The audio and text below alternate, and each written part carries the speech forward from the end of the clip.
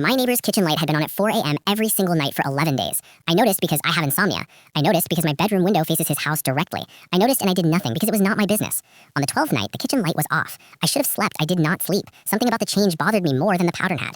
I lay there for 40 minutes. Then I got up. I looked out my window. The kitchen was dark. Every other window was dark, but the back porch light was on. It had never been on before, not once in 3 years of living across from that house. I called the non-emergency line. I said I knew it sounded like nothing.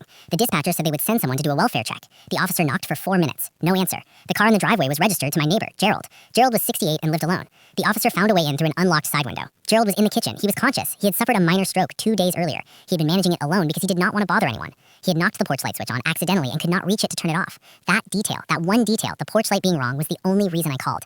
Gerald spent 9 days in the hospital. His son flew in from Portland. His name was Daniel. Daniel had not spoken to Gerald in 4 years. Hospital corridors make people reconsider things. They talked every day of those 9 days.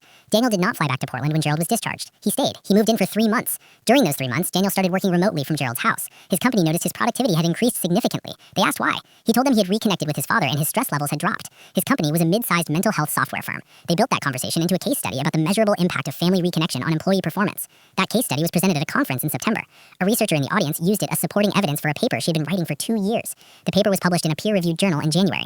It was cited by a policy group advising a state legislature on elderly isolation prevention programs. The program passed in March. It includes a community check-in network for residents over 65 living alone. The first city to implement it is mine. I found out from a local newsletter. The newsletter mentioned the program was inspired in part by a welfare check on a street 4 blocks from where I live. I walked past Gerald's house that afternoon. His porch light was off. His kitchen light was on. It was 2 p.m. and that was completely normal. I went home. I set my alarm for once in my life. I slept the whole night through.